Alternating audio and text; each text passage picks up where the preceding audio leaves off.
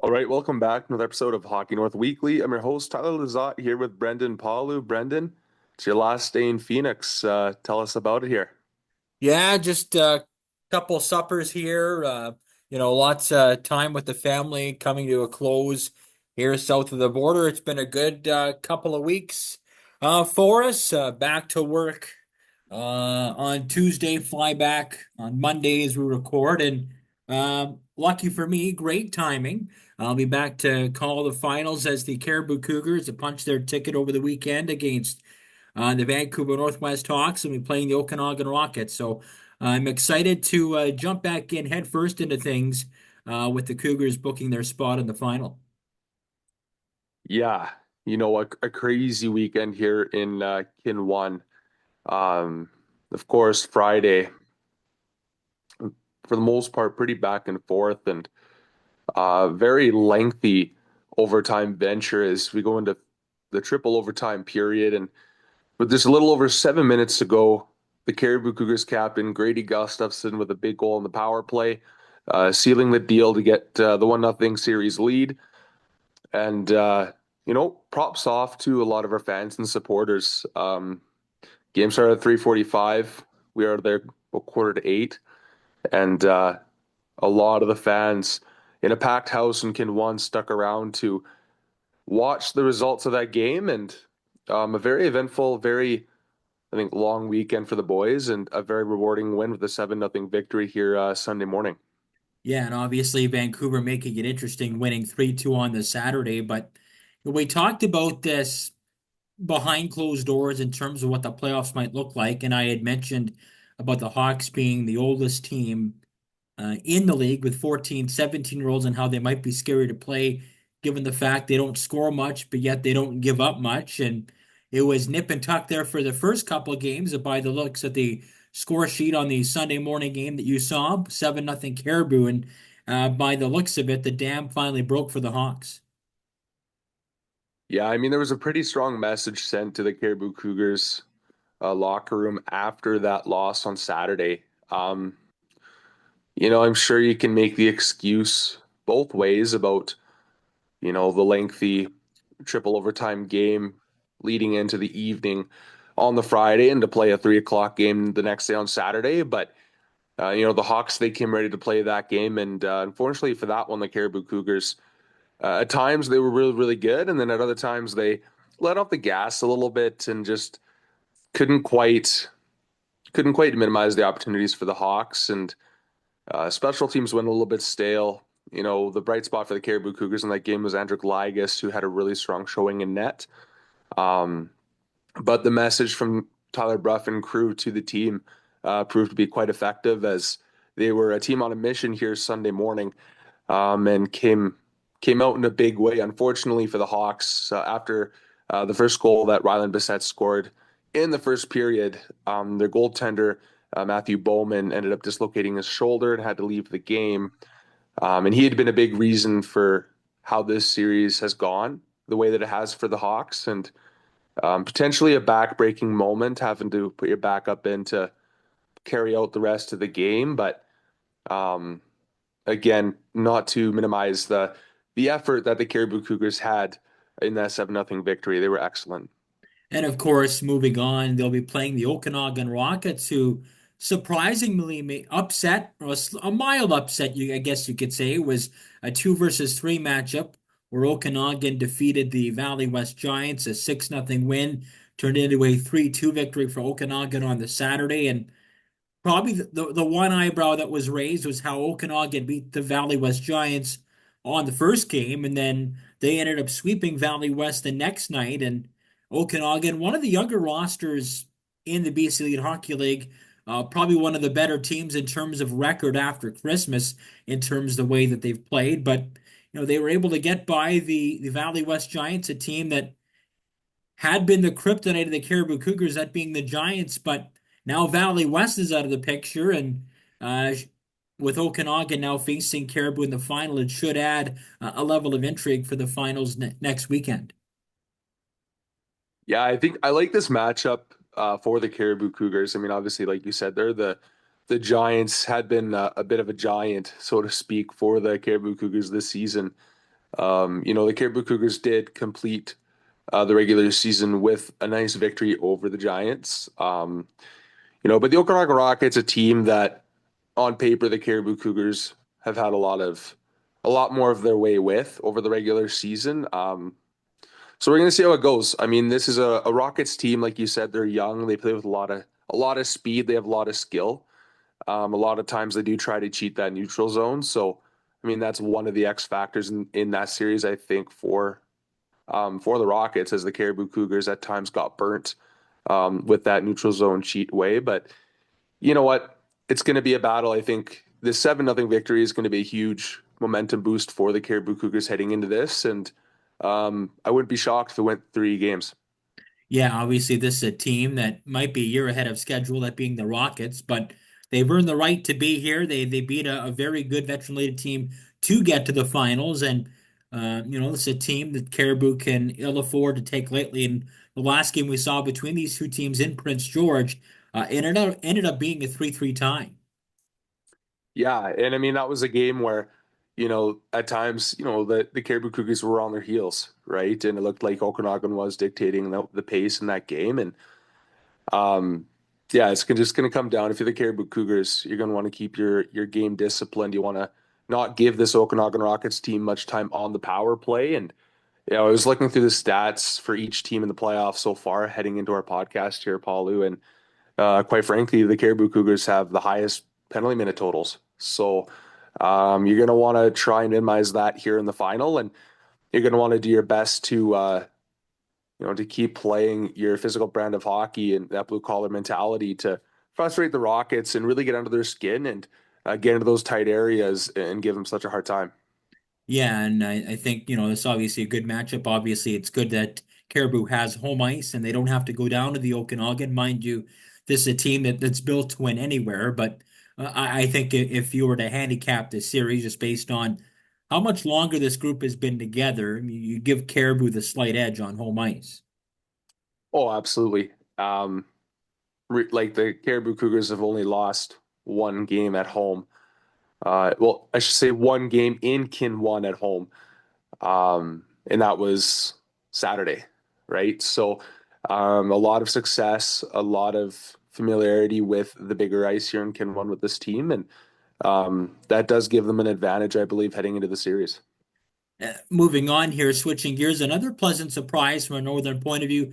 Northern Capitals going off to the finals as they sweep the Fraser Valley Rush. Of course, we had Nicole Bateman on last week's show previewing the series, and wouldn't you know it, she scores 2 goals in that 4-3 victory in overtime to send the Capitals to the final. And 1-0 battle, 4-3 in overtime, two games that could have went either way, similar to our series against the Hawks, but a huge accomplishment for this team, given where it started with Hayden James Barrett, now the head coach, pretty much parachuting in early on in the season. Yeah, I mean, this is a team that, for the most part, has been getting better and better as the season's gone on. And I've been very impressed with the resiliency of this group. There's been a lot of games where, they have found themselves down on the score sheet and, they find that way to claw back and get into it. And I mean, you saw a perfect example of that in game two where they finished off the rush. They were down 3-1 in the third period and they scored 2 goals in just under a minute, tie it up. And I believe it was Johanna Ketter that got the game winner in overtime. But just a very impressive group. And you can see the belief starting to ensue within this roster. And now they get a big test here in the finals to take on the Greater Vancouver, the Greater Vancouver Comets. And the Comets actually had a tough time against the Thompson Okanagan Lakers. Both box scores in those games were fairly close. So if that's any indication, the Caps, if they play their system the right way and play with the way that they have been, fingers crossed, it could be right there with the Comets at the very end.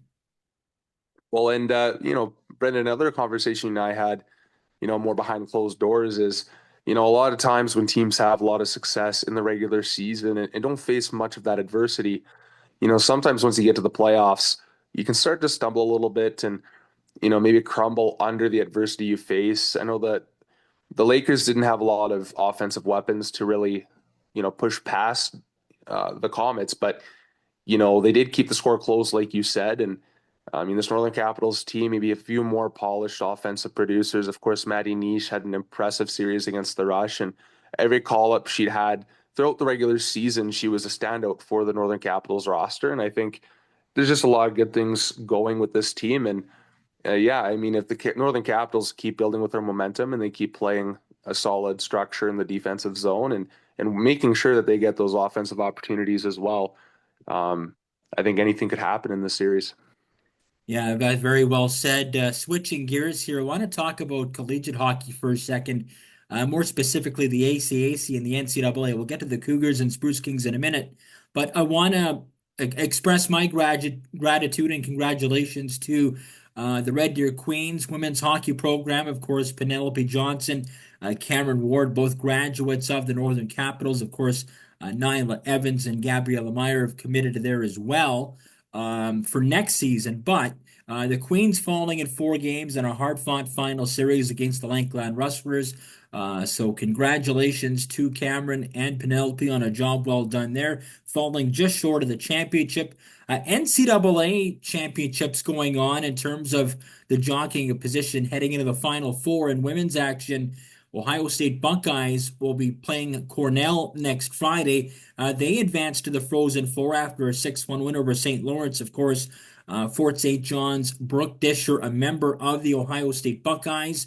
In men's action, Curtis Hammond and St. Norbert College Green Knights upended Gustavus Adolphus in the NCAA opener. They will advance to play Utica University in a national quarterfinal game on Saturday, March 22nd at the Utica Memorial Auditorium. Also, former Caribou Cougar graduate Brett Fudger and his SUNY Geneseo Knights team. They won their game over the weekend to advance in the NCAA tournament 3-1 over Stevenson. So congratulations to Brett and the rest of the Knight squad. They will head to Aurora University to face off against the Spartans with the time and date to be posted later this week. So congratulations to Brooke, Brett, and Curtis collegiately, as well as the Red Deer Queens on a job well done. We'll be closely monitoring that. Canadian Sports School Hockey League, the U18 prep division going to Rink Academy for the first time. Riley Peterson of Smithers, 10 points in 5 games there, part of that championship winning team. So congratulations, Riley, on that. And it's much like the junior hockey circles. We're getting down to crunch time collegiately as well, and nice to show a tip of the cap to a handful of northern products who are playing elsewhere. Yeah, really good to see a lot of not just Caribou Cougars alumni or Northern Capitals alumni, but a lot of these athletes coming through the north, finding a lot of that success on their hockey journey, um, and I think a big part of that is how Northern hockey players are raised.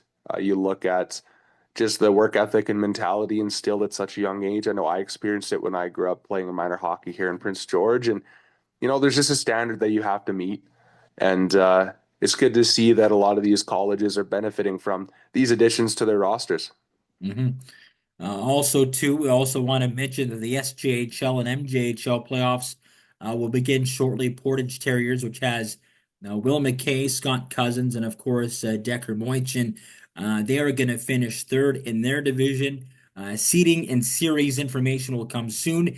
SJHL playoff picture is a little bit more clear, where we have Landon Alexander and Reed Arbery of the Flin Flon Bombers, the number 2 seed in their bracket, taking on the Humboldt Broncos. Of course, Josh Sale, the Weyburn Red Wings, number 3 seed. They'll take on number 6 Battleford. So Merrick Mamek, also Caribou Cougar grad, a member of the Broncos. They got a tough test there against Flin Flon.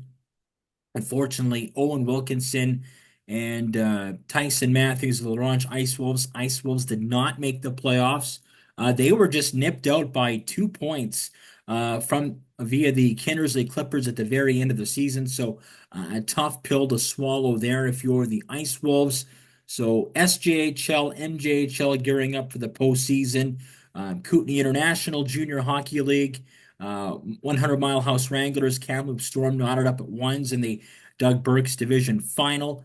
Grand Forks Border Bruins, which has Prince George's Jasper Tate in goal, as well as Keenan Holland of Smithers. They're up 2-zip over the Beaver Valley Nighthawks as well. And the Vancouver Island Junior Hockey League, the Kerry Park Islanders, which have Cash Caban and Rylan Davis of Prince George, they're down 3-zip to the Peninsula Panthers in the South Final. In the Pacific Junior Hockey League, its season is over for Jesse Bordeaux as well as his brother Merrick and Peyton Lake Cote as they fell to the Ridge Meadow Flames in their playoffs. So, bit of a mixed bag of results, but still lots to be proud of again for some of those northern players playing at the junior A level.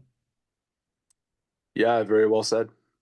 Yeah. Switching gears now, Prince George Spruce Kings just one game on tap this weekend. They will remain 4 points back of the Langley Rivermen heading into this weekend. Coming up, they fell 3-2 to the high-flying Sherwood Park Crusaders. Langley splitting a pair of home games, losing to Chilliwack and winning against the Victoria Grizzlies. So both the Spruce Kings and the Rivermen will be on the road next weekend. And we're getting close to the end of the finish line here for the Spruce Kings. Still very much in play, but a tough loss at home, albeit to a very quality opponent.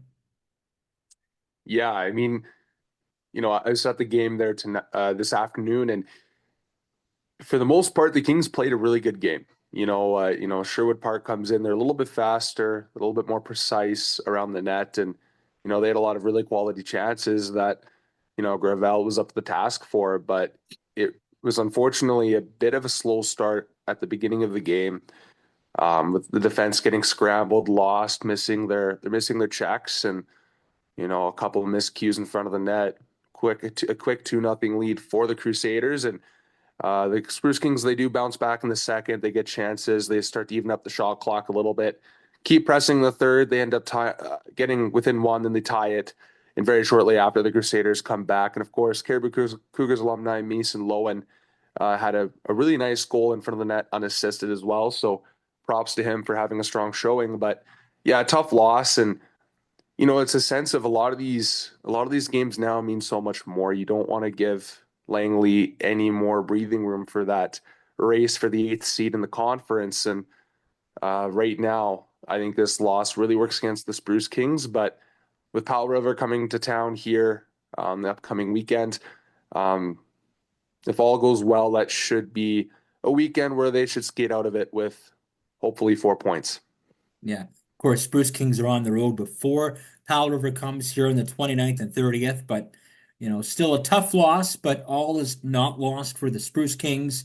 Of course, Alberni Valley Bulldogs, Nanaimo Clippers clinching playoff spots as well. Of course, Callis Pierce of Prince Rupert, a member of the Clippers. They've had a very strong second half after retooling their roster, getting healthy. Of course, Brady and Kenyon McIsaac of Prince George with Alberni Valley. They'll be one of the lower seeds in the conference, either sixth or seventh by the looks of things. So congratulations to all three on their playoff spots as we head down to the stretch in the BCHL. And last but certainly not least, the Prince George Cougars winning twice at home against the Wenatchee Wild. Wenatchee certainly gave them a run for their money on both occasions, but two needed wins for Prince George as they will have two big ones to finish off the regular season against Victorian, while the Royals do have two games in hand against the Cougars as they will play Tuesday and Wednesday against Kamloops and Kelowna.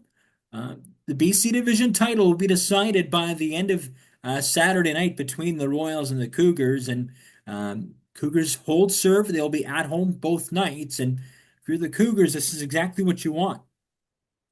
Yeah, it's a perfect storm for the Prince George Cougars at this point, right? You had Wenatchee in town this weekend, and the Cougars took care of business, got 4 points at the end of it, and you're going to get a Victoria team that's essentially going to be playing um, 4 games in 5 nights and in 3 different towns. So they're going to come in and it's likely not they're going to lose in either Kelowna or Kamloops, although stranger things have happened. Of course, this time of year, a lot of those bottom feeding teams like to play spoiler, but especially if you've got a divisional rival coming to town. So we'll see how it plays out. But very much a good look for the Cougars to be able to get a week to just rest, prepare, and continue to take care of business and increase their impressive home streak here to close out the regular season with another divisional champion banner.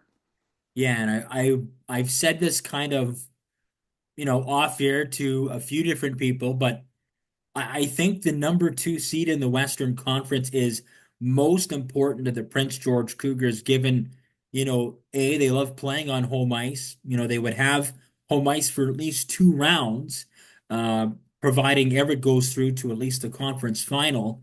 And, you could avoid, a Victoria or a Portland if they played in round one and, would have to test your mettle against a high flying Spokane game in a 7 game series, but Cougars in that scenario, I think, would have enough weapons to match Spokane as long as Josh Ravensbergen and the defense holds up its end of the bargain. So I think for the Cougars, a lot more is at stake for them than for the Royals. I think Victoria can outgun a team like Portland or Vancouver or Tri-City. They've done that. They're built to go a couple of rounds as well. But I think just that second seed alone, I think is of a higher importance to the Cougars than it is for the Royals for the reasons I just mentioned. Yeah, no, I can't disagree with your take on that, Brendan. I mean, the home ice advantage is it's valuable. And I really believe it is due to these exciting crowds. The electricity in the building is noticeable, and I mean the players do feel it. And I think it's a big reason why their home record and road record specifically this year has been night and day. And they're going to want to ride that to success in the first couple of rounds. And if you're lucky, maybe Seattle upsets Everett. I mean, we'll see if that happens. Stranger things have happened. Seattle's been looking better and better as the games go on here, but it's going to be exciting playoffs. I think the Cougars match up really well against either the Giants or the Americans, whoever ends up being in the final shakedown once the weekend is completed. But I'm very excited, and now the buzz is very much noticeable around the city here in Prince George. And we talked about the two earlier games for Victoria against Kelowna and Kamloops. The game on Tuesday against Kamloops is a must-win for the Blazers to keep their playoff hopes alive. So that'll be a tough test for Victoria right off the hop as they will play a very desperate Blazers team at home who has to win out, and Seattle has to lose out in regulation over the last 3 games in order to at least uh, pull even with the Thunderbirds in terms of points. So a must-win game for the Blazers right out of the hop there. So Royals could find themselves running into a bit of a buzzsaw on Tuesday against a Blazers team that's scratching and clawing for their playoff lives. Yeah, of course. I should say I'm jumping the gun a bit about making that point about Seattle. So they are my pick to make the playoffs in that eighth seed, but the experience in that with that coaching staff, going on those championship runs, you can see that culture is still alive and well with how they're conducting this team and how they're performing. And I mean, Ratzlaff is still a part of the puzzle as well, but I mean, yeah, Kamloops has had some really good games as of late as well. So the race is still on, and it's going to be exciting to see how it all shapes out. Yeah, but with just one loss at the or even one win for Seattle, the race would be over as Wenatchee is now mathematically out of the playoffs, being 5 points back with just 2 games Yeah. to go. So it's just Kamloops now looking for that final playoff spot. So we take a look elsewhere with our northern players. We do have Saskatoon Blades in pursuit of the East Division title. Saskatoon, Brandon, and PA all within 1 point of each other. First place in that division, of course, former Cougar Hunter Lang, Fort St. John's, Evan Gardner, members of the Blades. And despite selling at the deadline, this new look Blades team continues to win and is making it interesting. Is this is a younger version of this franchise that has a lot of confidence right now?